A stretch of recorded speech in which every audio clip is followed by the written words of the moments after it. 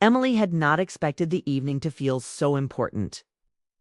It began like any normal day, with work emails, tired feet, and a quiet hope that something good might happen before sleep.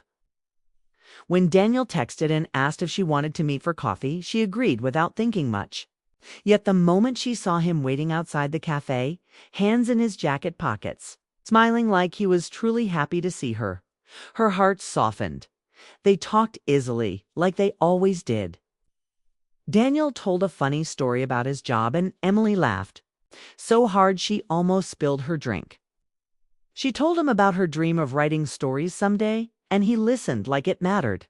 The rain started while they were inside, light at first, then steady, making the windows glow with moving silver lines. The cafe became warm and cozy, and for a moment Emily wished time would pause. When they finally stood to leave, Daniel looked unsure, like he was holding back words. Outside, the air smelled clean from the rain. "My place is close," he said gently. "If you want, we could go there and talk more." Emily felt her heart beat faster. She trusted him, but being alone with him felt new and serious. Still, something about his calm voice made her nod. They walked together under the same umbrella, shoulders brushing with each step. His apartment building was old but welcoming, with soft yellow lights in the hallway. When he opened the door, warm air rushed out, carrying the scent of coffee and clean laundry. His place was simple but full of personality. Books were stacked everywhere. A soft blue blanket lay across the couch. Framed photos showed hiking trips and smiling faces. It felt like a place where real life happened. "This feels peaceful," Emily said quietly. Daniel smiled. "I like it that way." They sat on the couch, leaving a small space between them at first. Rain tapped on the window like gentle fingers. The room was quiet, not awkward, but calm, like both of them were listening to the moment. Emily looked around again. "You're different from most people I know," she said. "How?" he asked. "You actually slowed down. You noticed things." He thought about it. "I think life moves too fast already." Their eyes met. Something unspoken passed between them. Emily felt safe, but also nervous in a good way.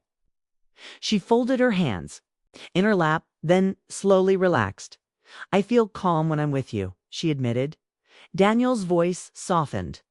"I feel like I don't have to pretend." He reached toward her hand slowly, giving her time to pull away if she wanted. She didn't. Their fingers touched, warm and steady. Her heart raced. For a few seconds, the world outside disappeared. There was only the quiet apartment, the rain, and the feeling that something real was growing. Then everything changed.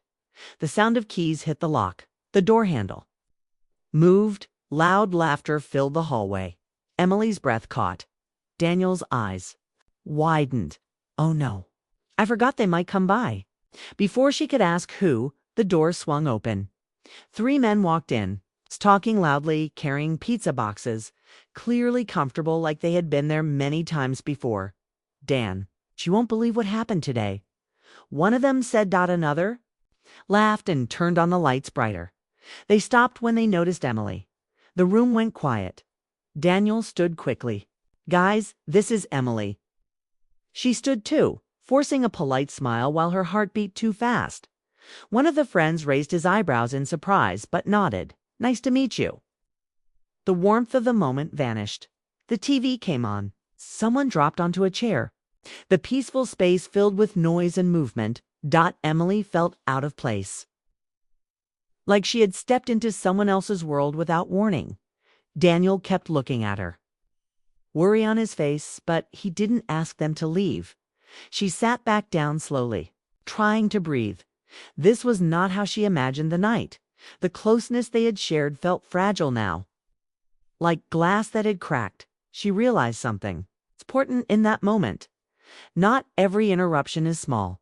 Some change everything, and she had no idea yet how much this one would hurt. The room no longer felt warm. Emily sat stiff on the edge of the couch while Daniel's friends moved around like they owned the place. One dropped onto the armchair. Another placed pizza boxes on the table. The third turned the TV up too loud.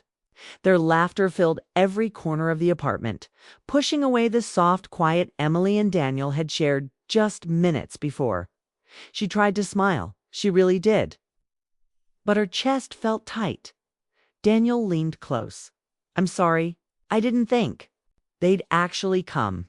"It's okay," she whispered. Though it WASN single quotes T. One of the friends, Mark, glanced over.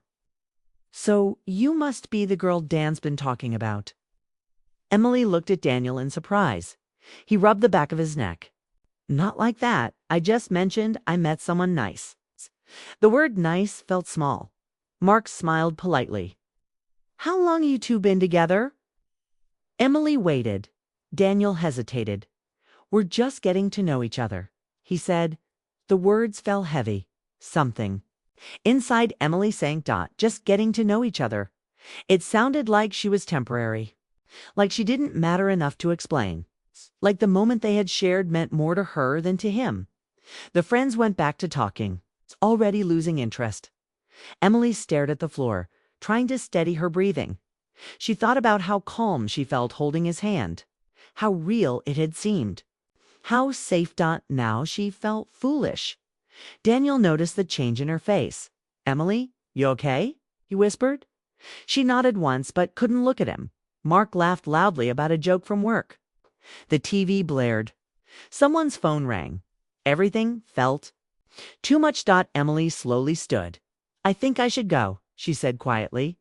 The room went silent again. Daniel jumped up. "What?" "No, stay. They'll leave soon." She shook her head. "It's not about them." His friends looked awkward, staring at their pizza. Emily took a deep breath. "I thought tonight was just us."